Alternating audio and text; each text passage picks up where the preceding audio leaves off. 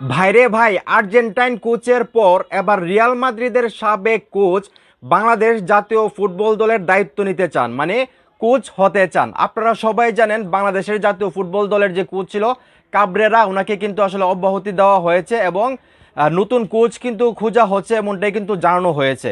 এবং সেই খবরটা যখন আসলে পাবলিশড হয় তখন কিন্তু আর্জেন্টাইন একজন কোচ, যিনি আসলে ফিফার তালিকাভুক্ত কোচ, উনি কিন্তু বাংলাদেশ জাতীয় দলের কোচের দায়িত্ব নেওয়ার জন্য আগ্রহ প্রকাশ করেছিলেন। এবং এখন কিন্তু আরও একজন, যিনি রিয়াল মাদ্রিদের সাবেক কোচ, যার নাম আসলে আলহান্দ্রো মানান্দেস, উনিও কিন্তু চাচ্ছেন বাংলাদেশ জাতীয় ফুটবল দলের কোচ হওয়ার জন্য। তো একটা জিনিস চিন্তা করে দেখেন, বাংলাদেশ জাতীয় দলটার কিন্তু একটা পটেনশিয়াল আছে ভালো কিছু করার। তো সেইখান থেকে কিন্তু যারা কোচিং করায় বা ইন্টারন্যাশনাল মানের যারা কোচ আছে, তারা কিন্তু সব দেশের খবর রাখে যে কোন দল কীরকম খেলতেছে বা কোন দলের ভালো প্রতিভা আছে, তারা ভালো করতে পারবে। তো আমরা সবাই জানি বাংলাদেশ জাতীয় ফুটবল দলে হামজা চৌধুরী খেলতেছে ইন্টারন্যাশনাল মানের একজন ফুটবলার, সুমিত সুম খেলতেছে একজন ইন্টারন্যাশনাল মানের ফুটবলার, আরও অনেক প্রবাসী ফুটবলার আছে। এবং আমরা যদি লাস্ট সাব চ্যাম্পিয়নশিপের কথা বলি, অনূর্ধ্ব-20 সাব চ্যাম্পিয়নশিপ, সেইখান থেকে আসলে রুনান সুলেমান, ডেকলান সুলেমান, তারপরে ইব্রাহিম নওয়াজ, তারাও কিন্তু ইন্টারন্যাশনাল মানের ফুটবলার, তারাও কিন্তু বাংলাদেশ জাতীয়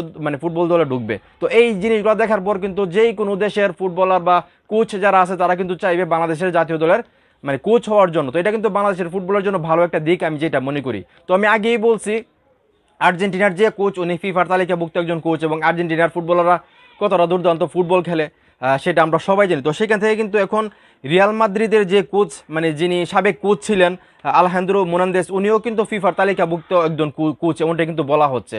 তো আমি মনে করি আরও যেহেতু সামনে সাব চ্যাম্পিয়নশিপ আর খেলাটা কিন্তু বাংলাদেশের মাটিতে হবে, আমি মনে করি দ্রুত একজন কোচকে নিয়োগ দেওয়া দরকার, মানে যাচাই বাছাই করে বাংলাদেশ ফুটবলের জন্য যে কোচকে ভালো হবে, সেটা হোক আর্জেন্টিনার, সেটা হোক ব্রাজিলের, সেটা হোক অন্য কোনো দেশের, মানে বাংলাদেশের প্রেক্ষাপটে বাংলাদেশের হামজা চৌধুরীদেরকে যারা কোচিং করাতে পারবে, এরকম একজনকে আসলে টাকা বেশি লাগলো ওনাকে আসলে কোচিংয়ের দায়িত্ব দেওয়া উচিত সাব চ্যাম্পিয়নশিপ শুরু হওয়ার আগে। এখন যদি সাব চ্যাম্পিয়নশিপ শুরু হওয়ার পরে কোচ নিয়োগ দেয়, তাহলে কিন্তু আমার মনে হয় কাবরেরাকে সাব চ্যাম্পিয়নশিপ পর্যন্ত রেখে দেবে।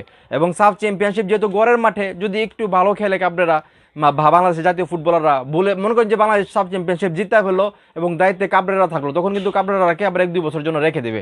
মানে এটা কিন্তু একটা সিন্ডিকেটের একটা কাহিনী আছে, আমি যেটা মনে করি।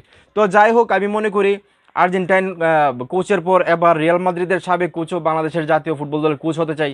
এটা বাংলাদেশ জাতীয় ফুটবল দলের জন্য একটা গর্বের বিষয় যে বড় বড় কোচরা এখন বাংলাদেশে আসতে চাই, বাংলাদেশের ফুটবলারদেরকে কোচিং করাতে চাই। তো আমি মনে করি যত দ্রুত সম্ভব যাচাই বাছাই করে ভালো একজন কোচ আসলে নিয়োগ দেওয়া উচিত সাব চ্যাম্পিয়নশিপ শুরু হওয়ার আগে।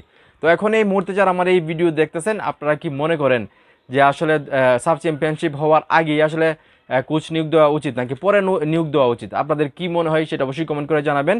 এবং বাংলাদেশ ফুটবলের জন্য কি ভালো সেটা আপনারা কমেন্ট করে জানাবেন। ভিডিওটা ভালো লাগলে অবশ্যই শেয়ার করবেন।